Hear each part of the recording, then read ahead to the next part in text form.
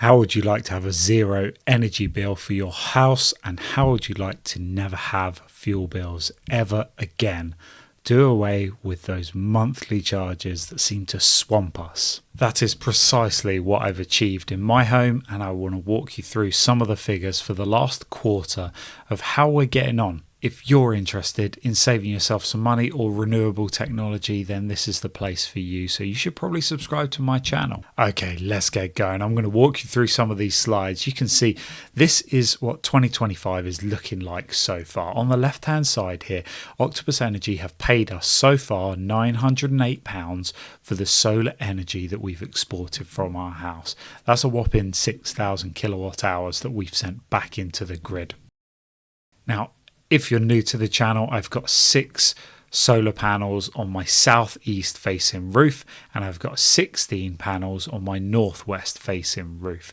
That totals 9.46 kilowatts peak. I've got a SunSync 8.8 kilowatt inverter. This kit was installed by Dorset Solar Solutions and they did a top-notch job. I've since added 24 kilowatt hours of battery storage. Also have a Valent 7 kilowatt heat pump and new heating system throughout. Last year we added an electric car. We have an MG5, and the capital cost of these things was £10,000 for the solar panels and the inverter, £3,000 for the batteries, £3,000 for the heat pump, and £8,500 for the electric car. So we've got a lot of money to make back, but we're making it back very quickly.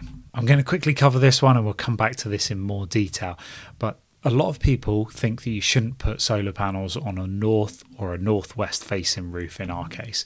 But here's an example of why they can be very, very beneficial. The pie chart on the left hand side here shows that 73% of the solar panel surface area that I have on my roof is on the northwest facing aspect and only 27% on my southeast facing aspect.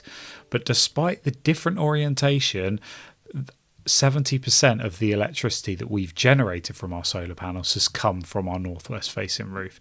So pretty good. Over here on the left hand side you can see those figures in kilowatt hours, and once we break it down in a per panel production, you can see that the southeast panels, each one of them has generated 150 kilowatt hours over the last quarter, and the northwest panels 131 kilowatt hours for the last quarter. As we're looking at this period of time, you can go back and see my other videos about previous quarters if you're interested to see how things have tracked. But you can see in July, Octopus Energy paid us £162, £126, and then £73.50. So what they've paid us over the last 3 months. Pretty good for the export. But how much have we paid them? Well, if you include the standing charge, which we are now including in our calculation, we were charged £55.80, £48 and £52.60 for the last 3 months respectively, and that includes the standing charge. If we remove the standing charge from that, you can see that our average rate per kilowatt hour, 7.6 pence, 8 pence and 7.6 pence. We didn't have any substantial battery storage until towards the end of September. So in fact, I think you can see the first day, or one of the first days, it must have been around the middle of September then, that we implemented this new battery storage that we're going to see the benefits of throughout the winter. Ah, yes, this does go to explain on September actually. This peak bar was one of Octopus saving sessions, so they then credited us for the free electricity reward that you can see here, £2.78, that they compensated us for using that during what would normally be a peak rate. And if you're not familiar with Octopus Energy, across the bottom here, the standing charge, the light pink portion of the bars is the off-peak rate, the very cheap rate for me at 7 pence, and then the dark pink sections are the peak rate, which is a lot more expensive. I think at the moment it's 28 pence per kilowatt hour. As always, I highly recommend Octopus Energy. If you use my referral code, then you get £50, I get £50, and they make it possible for me to do a lot of the actual financial saving that we're doing. So our solar panels that we have on our roof were forecast to generate in the figures in the blue bars. Last year, the orange bars showed that we far exceeded the generation of what we expected on the roof, and 2025 every month so far has been better, every single month. And you can see for the last 3 months, July, August and September, substantially better than what we were expecting in the blue bars when we had the system installed. And I think that was partially because our installer, he underpromised and over-delivered, which is always the best way to go about business.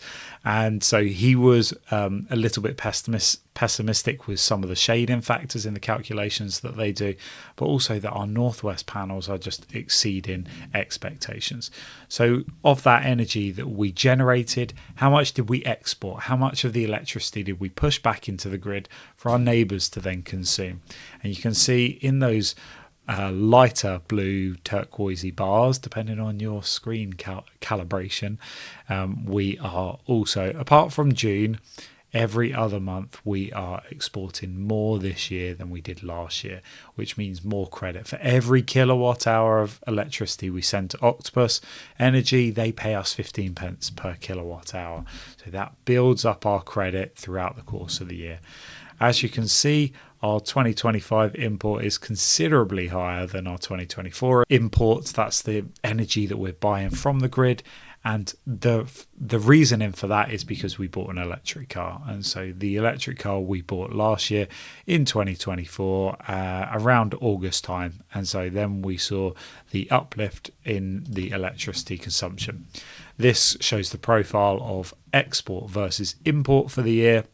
So you can see at the beginning of the year, we're generating very little solar, and that solar increases throughout the summer and then decreases. And then it becomes inversely proportional, almost, the amount of electricity that we import from the grid. We use a lot more in the winter for our heating, etc. Okay, and in pounds and pence, how does that work out? Well, you can see we're doing quite well, quite a healthy chunk of credit that we've built up in our energy account ready for the winter time. Okay, everyone always wants to know about the heat pump consumption.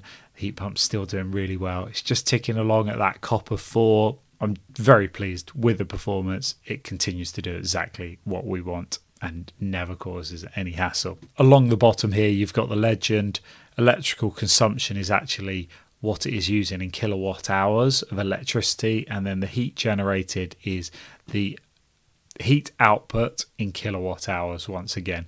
So you can see it's having that effect of most of the time it's around a 4 times multiplier.